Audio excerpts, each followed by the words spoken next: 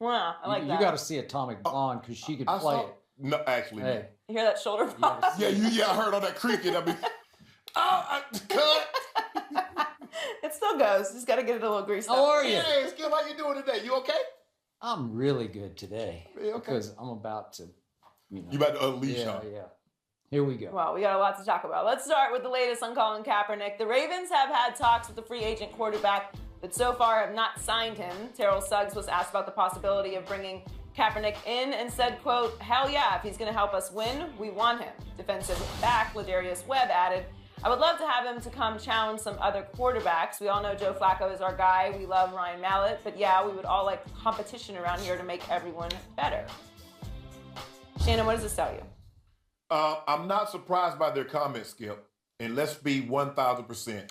If the Ravens, if Suggs and Ladarius Webb, if they were convinced that Ryan Mallett could get the job done if Joe Flacco is down for any substantial amount of time, we're not having this conversation. Colin Kaepernick and whatever the issues that people might have with him or teams might have with him, that would not be an issue if Ryan Mallett could get the job done. So we know that now, Skip. Look, this is what we know. We saw in 2015, Peyton Manning go down, and the Broncos had a competent backup in Brock Osweiler. Went 5-2. Now remember, Skip, the Kansas City Chiefs won 10 straight games. If he had faltered any more than what he did, they would have not won the division. Also, they were tied with the New England Patriots and the Cincinnati Bengals at 12-4. But since they had beaten those teams, they got home field throughout. Brock Osweiler beat Tom Brady on a Sunday night in Denver. On a Sunday night, and he beat on a Monday night, he beat Andy Dalton. He did. So when you have a competent backup, you feel real comfortable that if your starter's down for a significant amount of time, he can hold you afloat until it comes back. You remember, Skip, in 2015, what happened to your Cowboys. Your guy went down and they didn't have any competent backup. Wait, behind the greatest offensive line in the history of the world? Yeah. That one? But it has 3 players ranked in the top 25 of MMQB, right? Its rankings. Skip, I can give you all. What happened to the offensive line? I can give you all the literature. Brandon Whedon, first-round pick. You gonna let me? Matt Castle. I'm claiming my time. I'm claiming my time. I'm reclaiming my time. Yep. Go ahead. That's your part where you instruct Mr. Baker. On the rules? Yeah. Skip. We know this. The Ravens have missed the playoffs last 3 or 4 years. Last 3 or 4 years, they've missed the playoffs. They were 8-8 last year. Last year, 32 teams, Skip, 18 of them started at least one different quarterback. Now, some of it was because of injury. Some of it was because the starter was terrible. Mm-hmm. We know that the Baltimore Ravens have a Super Bowl caliber defense. They like to think they've upgraded their offense. Mike Wallace re-signed. Perriman is finally healthy. They brought in Jeremy Maclin. The one thing that you can't overcome is bad quarterback play because it'll eventually catch up with you. And the Ravens says, you know what? We've seen enough. And if you remember Saturday, Terrell Suggs, it was so bad for Ryan Mallett. He said, "Hey, Marty, offensive coordinator, tell Ryan Mallett to throw the ball to the guys in the purple," which was the offense, not the guys in the white, which is the defense. And this is how all this Colin Kaepernick came to be. But how do we expect the Baltimore Ravens locker room to respond? They're trying to make it seem like they're about to put Jeffrey Dahmer, or they're about to put somebody in there that's done something seriously. The mistake and it's not a mistake, but the problem is that Colin Kaepernick chose the wrong cause to get behind. Because if he had given $1 million to juvenile diabetes, if he had given $1 million to the autistic or pediatric cancer or some wounded warrior program, Skip, he'd have been Walter Payton Man of the Year. But because the cause that he chose to kneel for and fight for, it rubbed a lot of people the wrong way. But I believe that there are more players in the National Football League that agree with Colin Kaepernick and says this is a serious issue than do not. So I'm not surprised, especially if one Terrell Suggs is in that locker room. Okay. Point number one, obviously you don't have to kneel for juvenile diabetes, but I get where you're going. Right.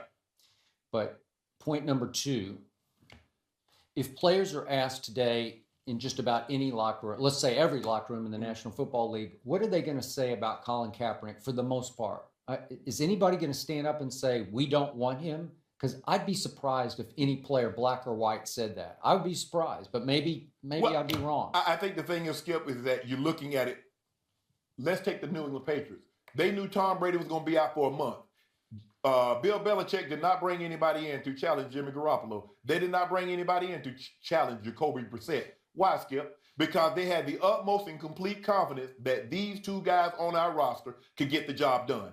If they thought for 1 second Matt Mallett, because he's flopping all around sometimes. If Ryan Mallett could do the job, Skip, they would not be entertaining Colin Kaepernick, Skip.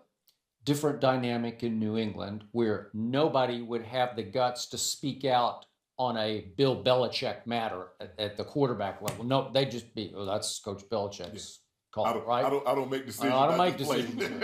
You're right. Okay, back to what you're talking about. I'm going to say this again.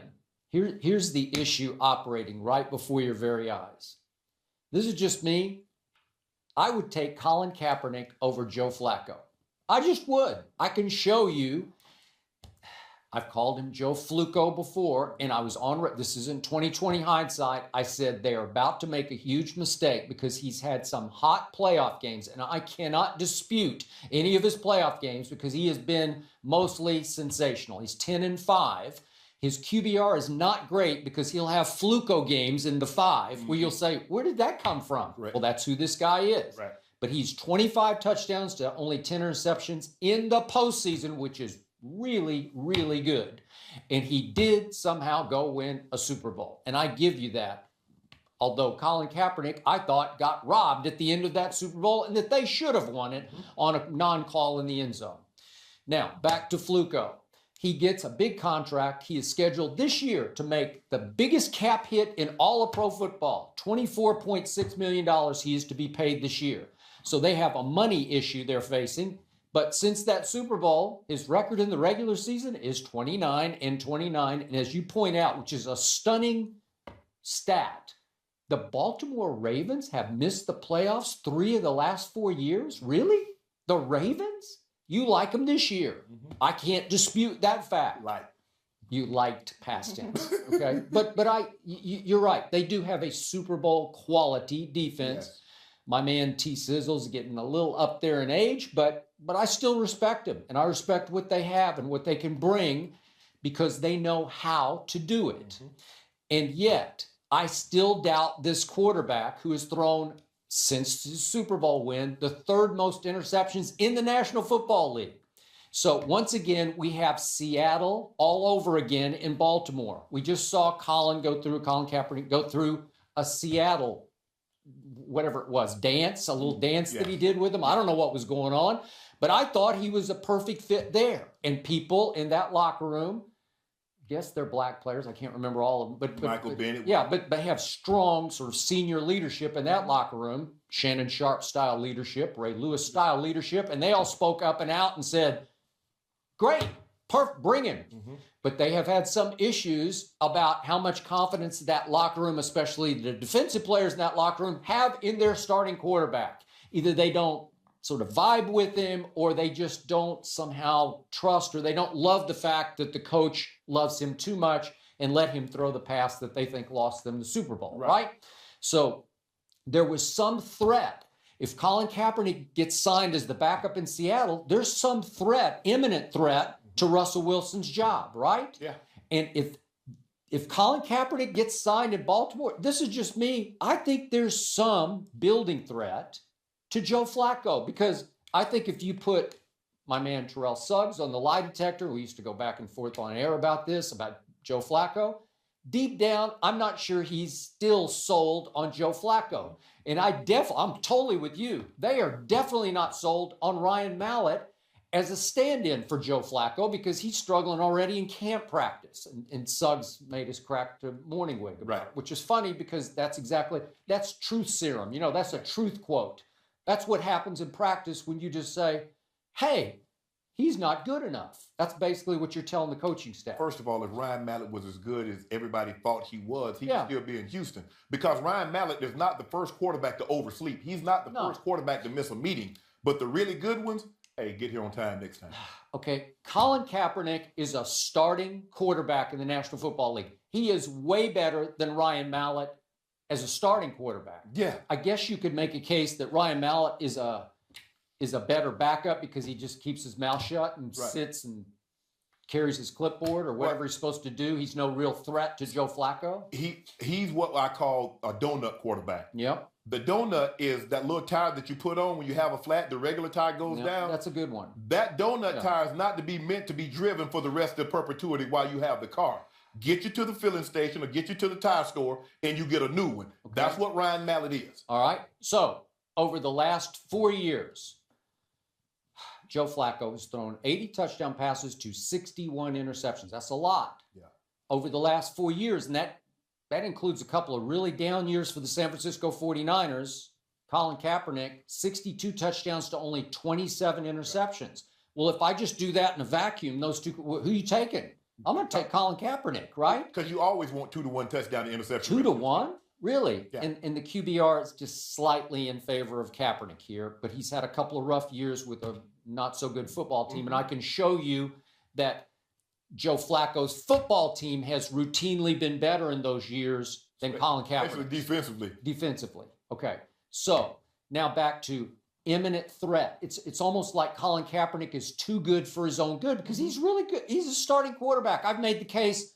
I don't know. I have to put the pencil back to it, but there's 6 or 8 places in the league right now. I would take Kaepernick over the incumbent starter there. Right. And you've made a case of all the backups and all the sign.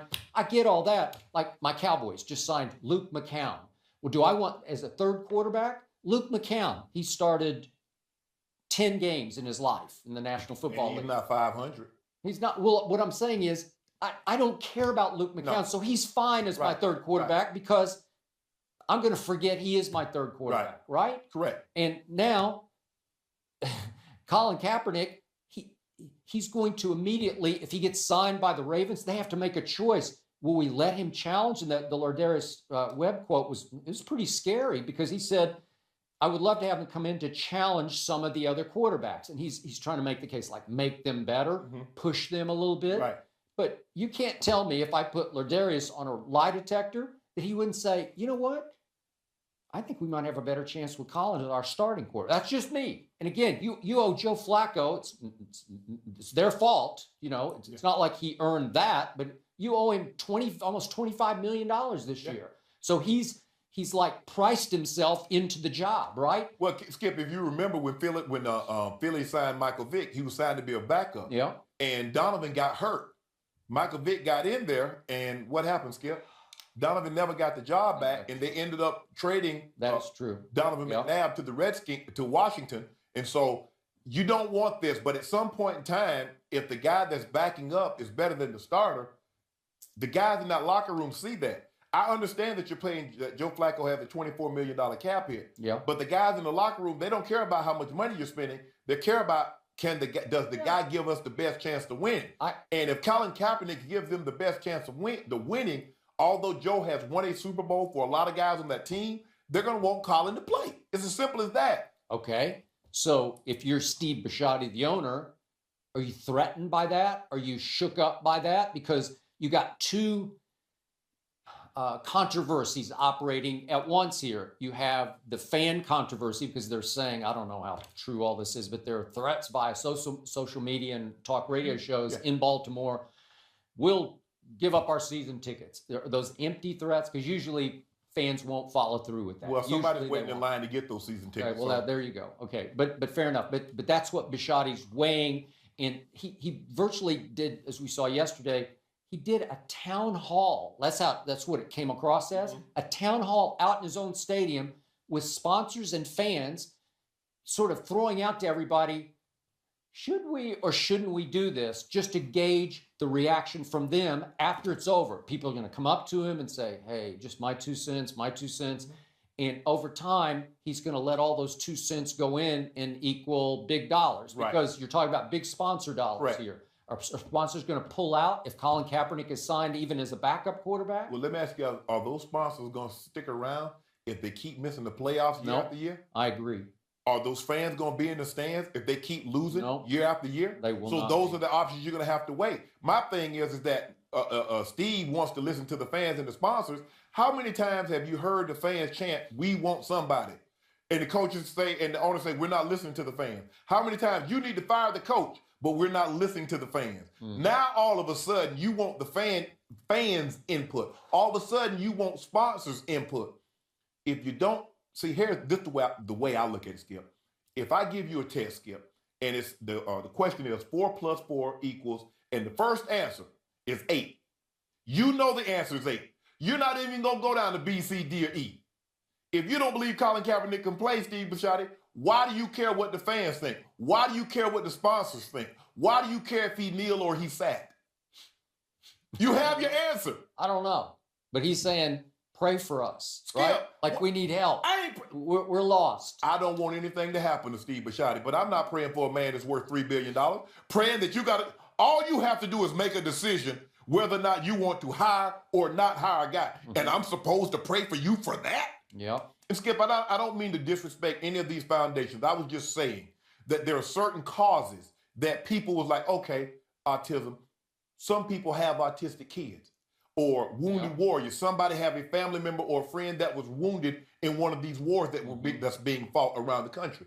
So they will gravitate towards that. But if it's a cause that we don't like, Skip, so what does that tell us? We're not going to like the person that's fighting for that cause. Skip, if I don't like an actor, I'm not going to see any movie that actor's in. I don't care what grade they give it. And that's how they look at Colin Kaepernick. Forget the cause. That is true. That's a good analogy. That is true. In the end, they can't get past what he disrespected the flag. Yes. And that's their hang-up, Skip. So, yeah, it might be a worthy cause. And deep down, I think they know it's a worthy cause. I think I can't say, now I'm playing armchair shrink here, but I think most people, if we can say most white people, deep down, they know he's right. Yes. Deep down, they know Colin Kaepernick stood for something he should have stood for, and that he had national impact that needed to be had at that moment. He created dialogue. He opened eyes and ears to a growing conflict between white policemen and unarmed black men and women that needed to be addressed. Correct. And I would like to believe, I can't prove this, but I believe it had positive impact, that it made a lot of police forces more aware of, man, we got internal issues going on here, right? Yeah, so to keep from talking about the cause, you disrespect the flag. Well, I don't care. You disrespected the flag. What about all those guys that fought and lost their life fighting for that flag? But they're fighting for the very freedom that Colin Kaepernick chose. Yeah. The freedom of protest. But people can't see that. That they can't get past it. Exactly. And this is, I'm talking mostly white people, but it's just hard to get past the fact that so many white people, although obviously a bunch of black people died too to defend the freedom of this country, that it's just hard. It's like we should all be in this together, and you can't say no to that, to those stars and stripes. Okay, whatever, but we get that. And there's some people who are not going to change, no matter how much you preach from your seat. And it has been powerful, all of your preaching for your seat. And my friend John Wooten, again, Fritz Pollard Alliance, runs the Rooney Rule, oversees it anyway, keeps asking me, what can we do? What can you guys do? I don't know. This man can just do what he does day after day after day after day. He does it on this show. And I try to go right there with you. But I don't know what more we can do to make this better.